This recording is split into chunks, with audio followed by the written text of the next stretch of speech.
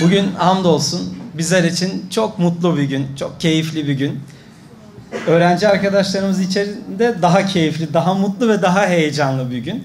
Çünkü onlar bu zorlu süreci verdiler. Sadece hani sınav hazırlığı bir seneye yayılmıyor artık. 4 yıl boyunca bir şekilde bu sınavın hazırlığıyla gençlerimiz hayatlarını idame ettiriyorlar. Ama son sene yoğun bir tempo geçti. Hepiniz çalıştınız. Sadece sıkı çalışmanın ötesinde severek çalışmanız da bu süreçte başarınıza hani katkı sağladığına inanıyoruz. Onun için bugün sizlerin hem başarısını takdir etmek, hem bu başarıyı kamuoyuyla paylaşmak, hem de artık bundan yıllar önce, 71 yıl önce bu coğrafyada filizlenen bu tohumun, bu çınarın kocaman bir çınara dönüştüğünü ilan etmek için bir aradayız. Allah'a hamd ediyoruz bununla ilgili. Bugün Türkiye genelinde İmam Hatip okullarımızda okuyan öğrenci kardeşlerimizin hem LGS'de hem YKS'de hem de ondan sonraki hayat serüvenleri boyunca çok büyük başarılara imza attığına şahitlik ediyoruz. Tercihim geleceğim diyerek aslında sadece hayat boyu karşımıza çıkacak onlarca tercihten bir tanesi, fakat bugün için en önemlisi, bizler için en anlamlısı olan, yani sizler için lise tercihini konuşuyor olacağız gençler. Bugün iyi bir lise tercih etmeniz sizler için iyi bir üniversite anlamını taşıyacak, iyi bir kariyer, iyi bir gelecek anlamını taşıyacak. Fakat bunlar artık tek başına bir bütünü oluşturmaya yetmiyor maalesef.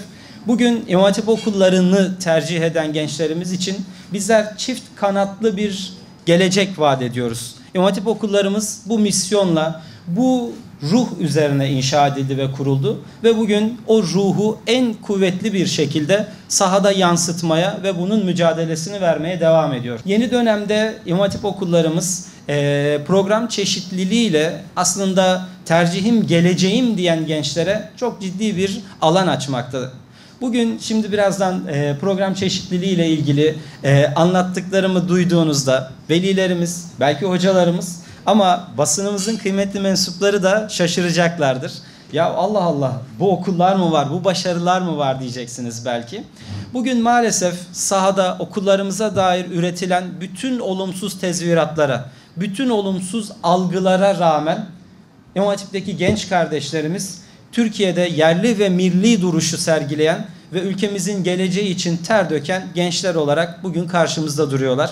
Sadece LGS'de 12.500 tam puan alan öğrencimiz ve sayıları 1000'e yakın %1'lik dilimdeki genç kardeşimiz elhamdülillah bu başarının altına imza attılar. YKS başarılarımız, üniversite başarılarımızla da bugün İmam Hatip okullarımız hamdolsun artık rüştünü ispatlamış ve hiçbir kimsenin ya İmam Hatip okullarından artık başarı çıkmaz, belli alanlarla sınırlandırılmış okullar diyemeyeceği bir noktadayız, Allah'a hamdolsun. Malumunuz 2012 yılında ortaokullarımızın açılmasıyla 4+4+4 sistemiyle ortaokullarımız açıldı.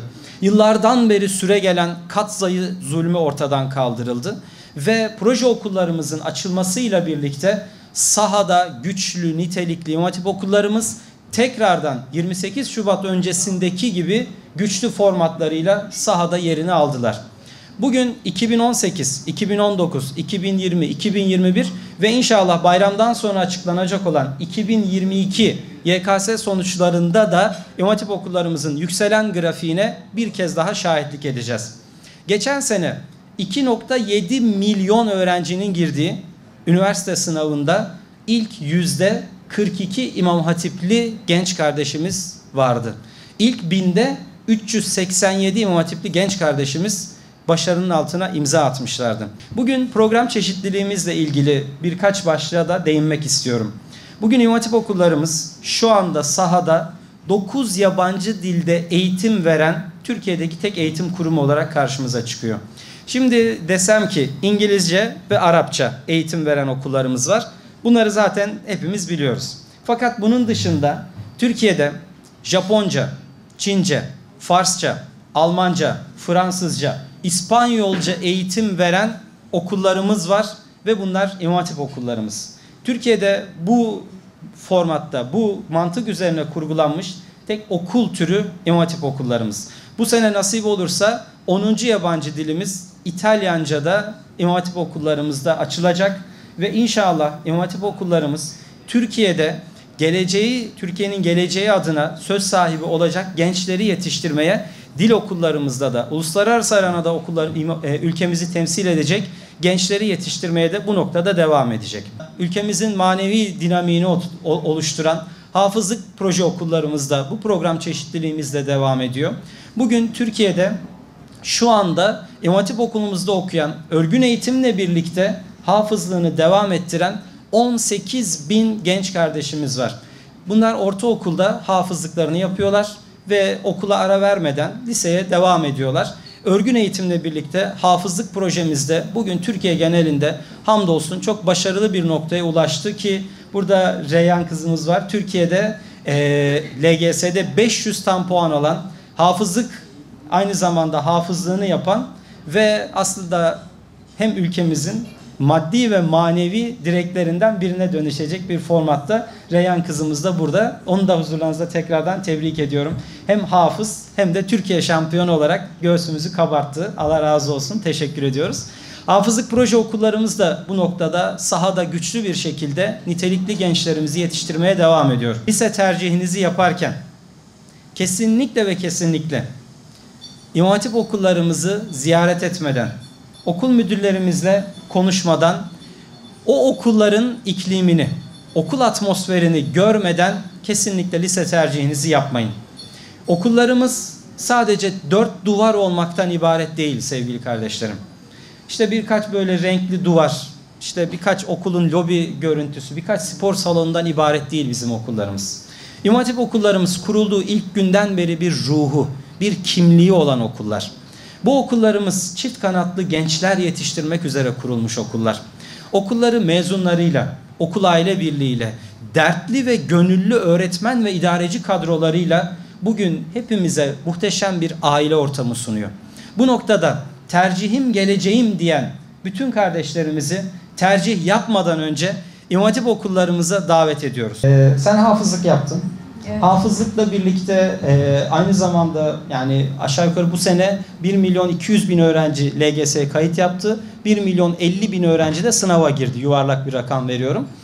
Bu kadar arkadaşın hani sınava hazırlanırken sen bir yandan hafızlık yapıyordun. Bu süreç nasıl geçti? İkisini bir arada nasıl yürüttün? Bununla ilgili şu anda senin gibi 18.000 hafızlık yapan genç kardeşimize de bir mesaj vermiş oluyorsun. Masanın başında hafızlığı yaparken uzun süre yani arada bırakamıyordum birazcık. Hani öyle dersi de öyle çalıştık. İkisini yani bir hafızlık bize bir disiplin kazandırdı. Sabah erkenden kalkıyorduk, güne başlıyorduk. Evet. Sonra da aynı disiplini sınav hazırlık sürecinde. Hafızlığı ne zaman bitirdin? 7. sınıfta mı bitirdin? 7'de bitirdim. Bir senede yoğun bir şekilde LGS'ye hazırlanmış oldum. Tamam Reyhan, tebrik ediyoruz. Allah muvaffak etsin. Şimdi sizin masanın da bir hikayesini anlatacağım az sonra. %0.01'lik bir tartışma vardı az önce orada. %0.61 olup bir de 0.59 olan arkadaşlar 0.60'tan gerisi konuşmasın arkadaşlar diyorlardı. Artık hamdolsun başarılarımız bu noktada 0.01'lik rekabetlere dönüştü hamdolsun gençlerimiz arasında. Seni tanıyalım, senin hikayeni dinleyelim. Beyoğlu İmam Hatip'ten Mehmet Melih Çilek. Düzenli çalıştım. Yapamadığım sorulara sürekli baktım. Hocaları iyi dinledim. Bu kadar yani.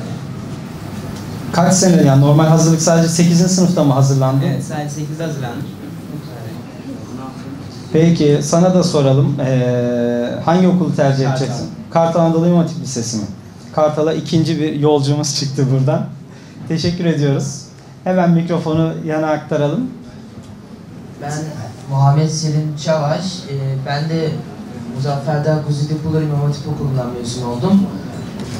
480 puan yaptım LGS'de. Sınava çalışırken zaten okulumuz bize kurs olarak güzel imkanlar sağladı. Saat 9'a kadar okulda. Dershaneye gittin mi ekstradan?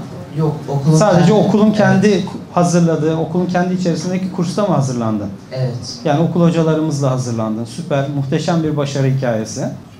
Hafızlığı 6. sınıfın sonunda bitirdim. Bitirdin 6'da. Bitirdim. 7. sınıfta işte biraz ara verdim. 8. sınıfta odaklandım iyice LGS'ye. Derse odaklandım. Çok güzel bir başarının altına imza attınız. Tebrik ediyorum. Okul olarak nereyi düşünüyorsun tercih? Okul olarak Kartal'a gidiyorum. Kartal'ı tercih edeceğim diyorsunuz. Evet. En önemlisi derste bilmiyordum.